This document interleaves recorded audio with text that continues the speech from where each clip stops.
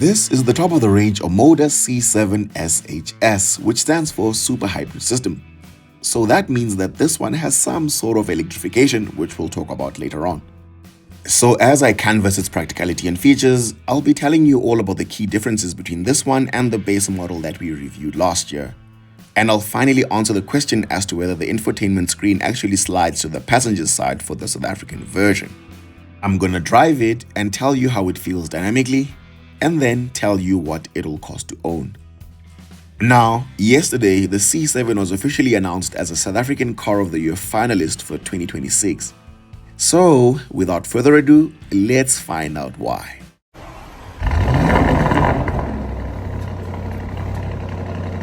Car Talks. Power, precision, performance. Shout out to Omoda Jaecoo Woodmead for lending us the C7. And if you're interested in any of their products, have a look at their inventory on Auto Trader. And that segues beautifully into story time because upon arrival to collect the C7 at the dealership, the manager informed me that the vehicle had been sent to the airport to pick up a client who was coming in to collect a brand new Omoda C5, but it'd be back in about 10 minutes time. To which I then responded, that's totally fine because I was already there and 10 minutes is not going to change anything. Sure enough, they arrived at the dealership and the purchaser actually turned out to be a channel subscriber who goes by the name of Happy. He was genuinely excited to meet me and I was just as happy to meet him as well, and we ended up chatting about all sorts of things. So congratulations Happy, wishing you many happy miles on your brand new Omoda C5. So as you can see, contrary to popular belief, I'm not AI, I'm actually a real human being, and for the record, a very handsome one at that. But jokes aside, the channel is not about me or my life, it's really about adding value to the car community. Anyway, I digress. Once that interaction had been concluded, I grabbed the keys to the C7 and left the channel car at the dealership, which brings me to the point that we really need a dedicated camera vehicle for the channel at some point in the future because I can't always rock up in a G20 to film. I can't explain it, but it just feels wrong. So we probably need something under 100,000 rands from auction, a Polo Vivo Nyana or something. Back to the reason that brings us here today. Now, when it comes to the plug-in hybrid model, there are a few cosmetic differences which we'll talk about, but the majority of the differences are under the skin when compared to the internal combustion models, with the first one being the drivetrain. This is powered by a 1.5-litre turbo petrol engine that is mated to an 18.4 kilowatt-hour battery pack, producing a combined 255 kilowatts and 525 newton meters of torque. So as you can see, you've got the tiny engine up front with the electric motor alongside it. And because this is a hybrid, you've got your petrol cap on the left and your electricity cap on the right. Power is sent to the front wheels only via a dedicated hybrid transmission. It weighs a smidge under 1.9 tons, so it's effectively about 300 kilograms heavier than its non-hybrid siblings. 277 to be specific, but it's both faster and more fuel efficient because it'll do the 0 to 100 km/h sprint in about 7.5 to 8.5 seconds based on real-world tests, but there's no claim from Omoda.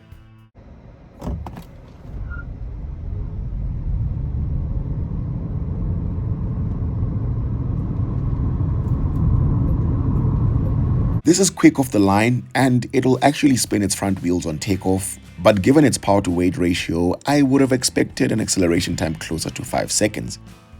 So something tells me you're not actually getting 255 kilowatts in here. Well, at least not at the same time, because I simply cannot reconcile 250 plus kilowatts with an 8-second acceleration time. And I said the same thing about the Omoda C9 plug-in hybrid as well, because there's just no way that an all-wheel drive vehicle with a claimed 440 kilowatts is scraping through with a 5-second acceleration time to 100, unless it weighs 1,000,000 tons. So maybe that's just total system output, but it's certainly not making all of that power simultaneously. Moving on to practicality and features, you get 537 liters worth of boot capacity. Comparatively, the internal combustion only variants have a boot capacity of 614 liters, and that is all thanks to the batteries that are under the boot of the plug-in hybrid. But 537 liters is still respectable nonetheless. You get a 60/40 rear bench split configuration, a manual parcel shelf, and a 12-volt socket, which the entry level does not get. The tailgate is of course electric across the entire range. As we walk around to the side, you will notice that the plug-in hybrid gets larger 20-inch alloy wheels with red brake calipers, but you get slightly smaller 19-inch alloys in the entry-level luxury. And when it comes to exterior paint colors, you have a choice of 5 from which to choose. This one is called Moonlight Silver and it just pops in the sun. It almost looks like it has green undertones as well. Stepping into the rear, you get black leather and suede combination seats which look incredible, both in the rear and the front by the way. In my original review, I mentioned that they look like they were lifted straight out of a Porsche Taycan, and I still hold that view. You get a center armrest with 2 cup holders and ISOFIX anchor points to safely mount your child seat. Speaking of safety, the C7 doesn't have any Euro crash test data yet, but its older sibling, the C9, gets a 5-star Euro NCAP rating. The C7 does come with 8 airbags nonetheless, so I'm pretty sure they know what they're doing. You get 2 air vents, 2 USB ports, and because the C7 has a wheelbase of 2.7 meters, leg room is cavernous. I'm 1.78 meters tall or 5'10", and I can stretch my legs out behind my driving position. I also like the fact that you have a flat floor for the middle seat. Jumping straight into the front cabin, Omoda have gone with a very minimalist design ethos in here, and it almost gives me Tesla vibes, so I fully understand the look they were going for. The vehicle comes equipped with keyless entry, so as you walk up to it, the driver's door automatically unlocks, and then you're greeted by an open door light. The vehicle also gives you positive affirmations the first time you open it. Unfortunately, this was not on camera, and I tried to replicate it about 3 or 4 times, and the vehicle never did it again. I'm paraphrasing now, but it was something along the lines of never giving up on your dreams, or something of that nature. And it was pretty cool to hear, and certainly the first time I ever heard a vehicle saying that. Anyway, you get 6-way electrically adjustable suede and leather seats with memory function on the driver's side, as opposed to the manually operated seats in the base model. These are ventilated and heated in the plug-in hybrid by the way, and there's just nothing like cold air going through your buttocks on a hot summer day. Storage space is plentiful as we've come to expect from the Chinese, so you've got an okay sized cubby hole, you've got more storage under the center armrest which is cooled as well, and because the gear selector is mounted to the steering wheel column, you've got more usable storage under the center console, where you will also find 2 USB ports and a 12-volt socket on the other side.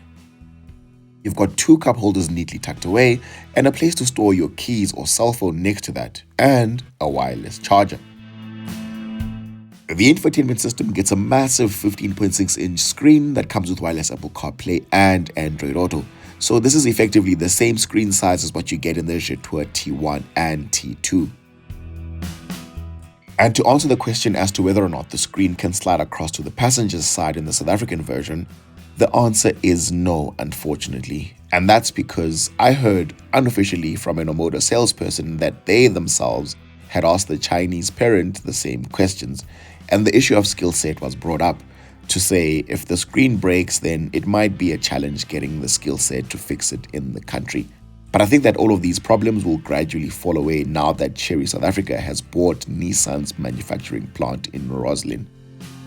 But don't quote me on any of these things, it was honestly just an informal conversation. But assuming you could actually slide the screen, that option is ordinarily found in the quick access drop-down menu in other parts of the world. The hardware is certainly already there, so I reckon it'll just be a software update in the future to get your screen to slide. Nevertheless, the infotainment still comes packed with cool features such as intelligent voice command. Hello, Omoda. You can tell me. Please open the sunroof and the sunshade. Okay. You can adjust the 250 color ambient lighting.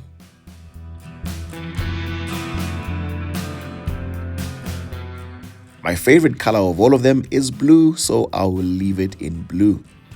Using the infotainment, you can also turn off and on the head-up display.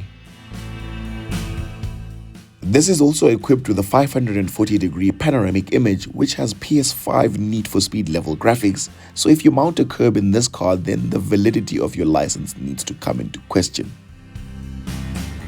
By the way, the panoramic sunroof with black roof lining is standard across the range, so even the base model that we had last year looks exactly like this inside. So I think you're getting quite a good bargain whichever model you go for. You've got a rather tiny 8.88-inch instrument cluster, again keeping in line with the minimalist design, but it does contain all of the necessary information you need, such as your speed reading, fuel consumption data, and the vehicle constantly monitors the road ahead for any potential hazards, which it also displays in the instrument cluster. Finally then, let's take her out on the road and learn all about her electrified quirks and features. So, you are joining me from the inside of the C7 SHS, and you might have already noticed from the overplay videos that there's no push to start button in here. And that is because, to start her up, you simply get inside, put on your seatbelt, put the transmission into either reverse or drive, and you're good to go. Admittedly, it is a weird sensation, but in a very good way. Now, some of you might be too young to remember this, but it almost reminds me of the time we transitioned from Mixit to WhatsApp. And WhatsApp was being advertised as this cool instant messaging app that was always online. And we were all like, what do you mean it's always online? Because with Mixit, you had to log in first, which took forever and a day, and then all your messages would come up. So in a sense, this vehicle is always on for as long as it's unlocked. In terms of driving dynamics, the sensation is worlds apart when compared with the internal combustion engine models in the lineup in terms of how the drivetrain actually delivers power. Torque is immediately available because of the electrification, so as soon as you put your foot down, you're away in any mode. And just out of curiosity, this has 3 drive modes, namely Eco, Normal, and Sport. But irrespective of the mode you're in, it just takes off from 0 revs.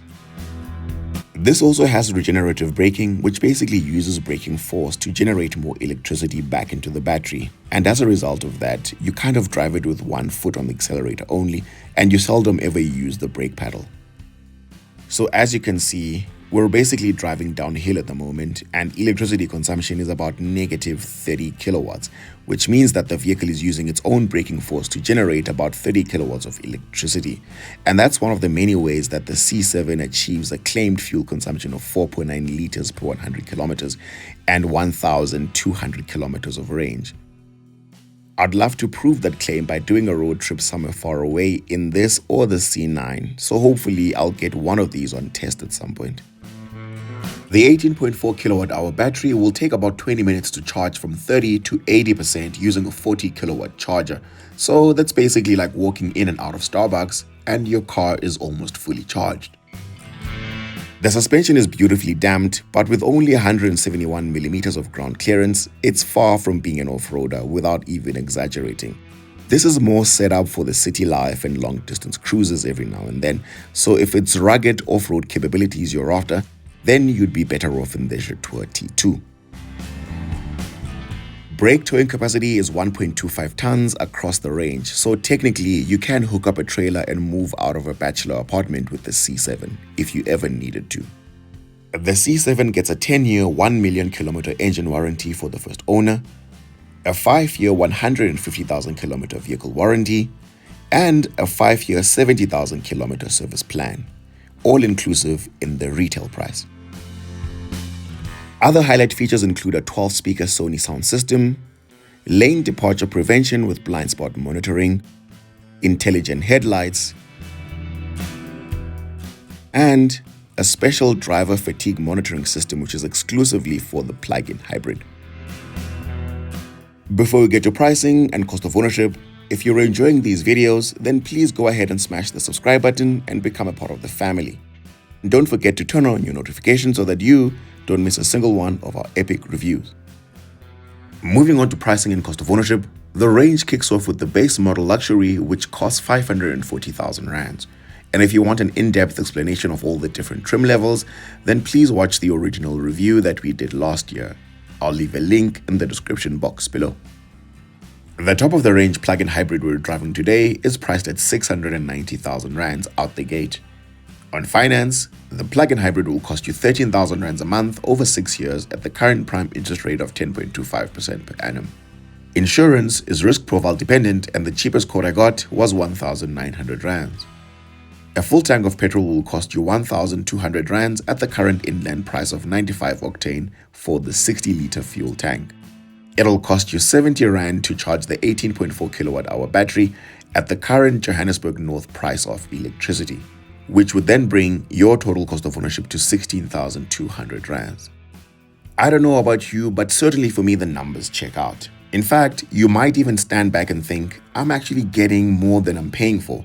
So it's not hard to see why this is a 2026 SA Car of the Year contender.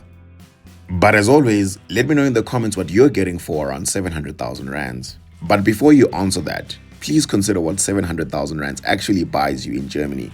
So have a look at what a VW Tiguan with the same level of specification is retailing for, and then respond in light of that. Once again, shout out to Sello from Omoda Jaecoo Woodmead for lending us the C7. And if you want one of these, let him know you saw his vehicle on Car Talks. I'll leave his details in the description box below. Thank you for watching. Until next time, take care.